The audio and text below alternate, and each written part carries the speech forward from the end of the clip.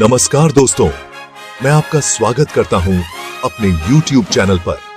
आज हम बात करेंगे नवरात्रि और दुशहरा के बारे में, जो हमें शक्ति, भक्ति और जीत का संदेश देते हैं।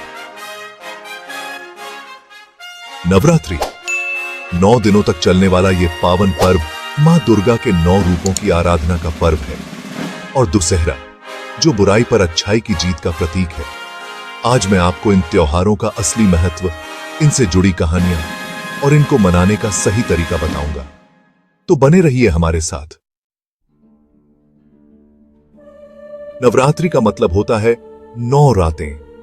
यह पर्व पूरे भारत में बड़े धूमधाम से मनाया जाता है, जिसमें लोग देवी दुर्गा के 9 रूपों की पूजा करते हैं और रात भर गरबा और डांडिया नृत्य करते हैं। इन 9 रातों और 10 दिनों तक हम मां दुर्गा के 9 अलग अलग रूपों की पूजा करते हैं। हर दिन एक विशेष रूप की पूजा की जाती है, जो हमें जीवन के विभिन्न पहलुओं में मार्गदर्शन और शक्ति प्रदान करती है। पहले दिन मां शैलपुत्री की पूजा करते हैं, जो शक्ति और नई शुरुआत की देवी मानी जाती है। वह पर्वतराज हिमालय की पुत्री हैं, और उनके इस रूप में हम स्थिरता और शक्ति की प्रार्थना करते हैं। दूसरे दिन मां ब्रह्मचारिणी की पूजा की जाती है, जो तपस्या और ज्ञान की देवी है।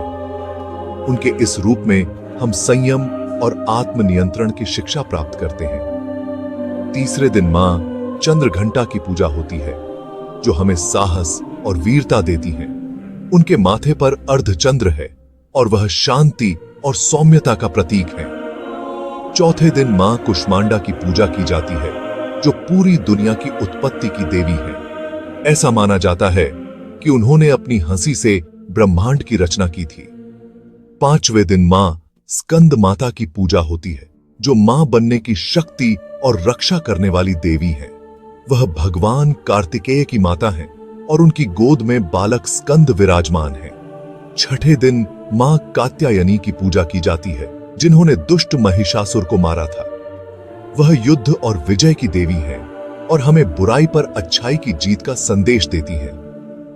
सातवें दिन मां कालरात्रि की पूजा होती है, जो डर को खत्म करने वाली देवी है। उनका रूप बहुत ही भयानक है, लेकिन वह हमें सभी प्रकार के भय से मुक्त करती है। आठवें दिन मां महागौरी की पूजा की जाती है, जो पवित्रता और ज्ञान की देवी है। उनके इस रूप में हम शुद्धता और शांति की प्रार्थना करते हैं। और 9वें दिन मां सिद्धिदात्री की पूजा की जाती है, जो हमें सफलता और मोक्ष देती है। वह सभी सिद्धियों की दात्री हैं, और उनके आशीर्वाद से हम जीवन में पूर्णता प्राप्त करते हैं।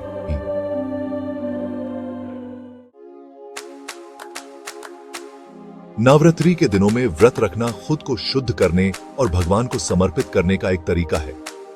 व्रत में हम सादा खाना खाते हैं, जैसे फल, कुछ सब्जियां और दूध से बनी चीजें। इससे हमारा शरीर भीतर से साफ होता है और मन शांत रहता है। व्रत हमें त्याग करना और संयम रखना सिखाता है, हमें अंदर से मजबूत बनाता है और भगवान के करीब ले जाता है। नवरात्रि के दिनों में मां दुर्गा के मंदिरों में भक्तों की भारी भीड़ होती है। भजन भगवान के लिए अपने प्यार और समर्पण को दिखाने का एक बहुत ही सुंदर तरीका है। नवरात्रि के भजनों में हम मां दुर्गा की महिमा का गुणगान करते हैं। भजन हमें दुनिया के तनावों से दूर ले जाकर हमें एक अलग ही खुशी देते हैं। आरती की ज्योति अंधकार से प्रकाश की ओर। नवरात्रि में मां दुर्गा की आरती का बहुत महत्व है।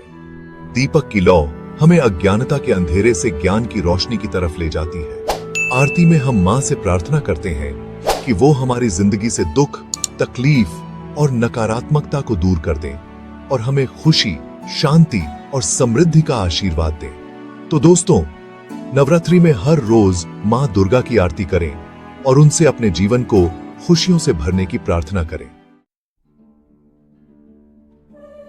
भोग का प्रसाद, देवी को समर्पित भोजन। यह प्रसाद हमारी श्रद्धा और भक्ति का प्रतीक है।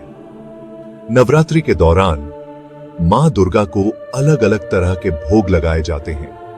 हर दिन का भोग विशेष होता है और मां के प्रति हमारी आस्था को दर्शाता है। ये भोग मां के प्रति हमारे प्यार और समर्पण को दर्शाता है। भोग चढ़ाने की परंपरा सदियों पुरानी है और इसे बहुत ही श्रद्धा के साथ निभाया जाता है। नवरात्रि के 9 दिनों में मां को अलग अलग तरह के भोग चढ़ाए जाते हैं। हर दिन का भोग अलग होता है और इसका अपना महत्व है। किसी दिन खीर, किसी दिन पूरी और हलवा और कभी-कभी विशेष मिठाइयां भी चढ़ाई जाती हैं।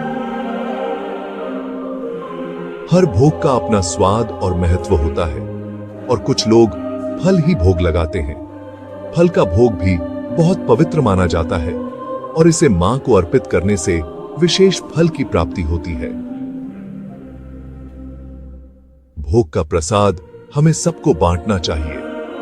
यह प्रसाद सभी के लिए समान होता है और इसे बांटने से समाज में एकता और प्रेम बढ़ता है। ऐसा माना जाता है कि मां का प्रसाद खाने से हमारे सारे पाप खत्म हो जाते हैं और हमें मां का आशीर्वाद मिलता है। प्रसाद का सेवन करने से मन को शांति और आत्मा को संतोष मिलता है। मां का आशीर्वाद हमें जीवन में सुख, शांति और समृद्धि प्रदान करता है। इसलिए भोग का प्रसाद ग्रहण करना और इसे दूसरों के साथ बांटना बहुत महत्वपूर्ण है। रावण दहन, बुराई का अंत। यह पर्व हमें याद दिलाता है कि बुराई कितनी भी शक्तिशाली क्यों न हो, अच्छाई हमेशा विजयी होती है। दुस्सेहरा, जो नवरात्रि के 10वें दिन मनाया जाता है, हमें यह संदेश देता है कि अच्छाई की बुराई पर हमेशा जीत होती है। यह पर्व पूरे भारत में बड़े धूमधाम से मनाया जाता है, जिसमें लोग रावण के पुतले को जलाकर बुराई पर अच्छाई की जीत का जश्न मनाते हैं। रावण का पुतला जलाकर हम अपने अंदर छिपी बुराइयों को भी जलाने का वादा करते हैं। यह एक प्रतीकात्मक क्रिया है जो हमें आत्मनिरीक्षण करने और अपने अंदर की बुराइयों को पहचानने की प्रेरणा देती है।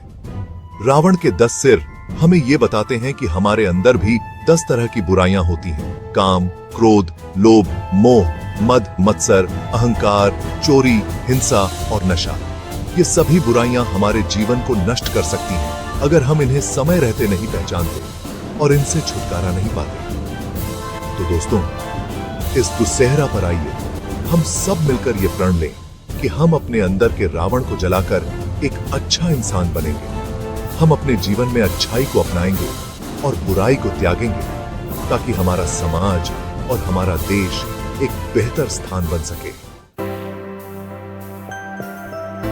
विजयदशमी, अच्छाई की विजय। दुस्सेहरा के दिन भगवान राम ने रावण को मारा था और सीता माता को उसकी कैद से छुड़ाया था। रावण का अंत हमें यह बताता है कि बुराई चाहे कितनी भी ताकतवर क्यों न हो जाए, उसे अच्छाई के आगे हारना ही पड़ता है। तो दोस्तों, इस विजयदशमी पर आइए हम सब मिलकर ये प्रण लें कि हम अपनी जिंदगी में हमेशा सच्चाई और अच्छाई का साथ देंगे। भगवान राम की जीत, धर्म की स्थापना। रावण का पुतला जलाना भगवान राम की जीत का प्रतीक है। यह दिन हमें याद दिलाता है कि जो इंसान धर्म के रास्ते पर चलता है, भगवान उसकी हमेशा रक्षा करते हैं। भगवान राम ने अपनी जिंदगी में बहुत तकलीफें झेली, लेकिन उन्होंने कभी भी धर्म का रास्ता नहीं छोड़ा। तो दोस्तों, इस दुस्सेहरा पर आइए हम सब मिलकर ये प्रण लें कि हम भी भगवान राम की तरह धर्म के रास्ते पर चलेंगे। भगवान राम की शक्ति, सत्य की विजय। भगवान राम की ताकत उनके अच्छे चरित्र पर टिकी थी। वो सच बोलने वाले, धैर्यवान, बहादुर और न्याय करने वाले थे। रावण के पास भले ही बहुत सारे दिव्य हथियार रहे हों, लेकिन वो भगवान राम के सामने नहीं टिक सका, क्योंकि उसके पास न तो सच्चाई थी और न ही धर्म।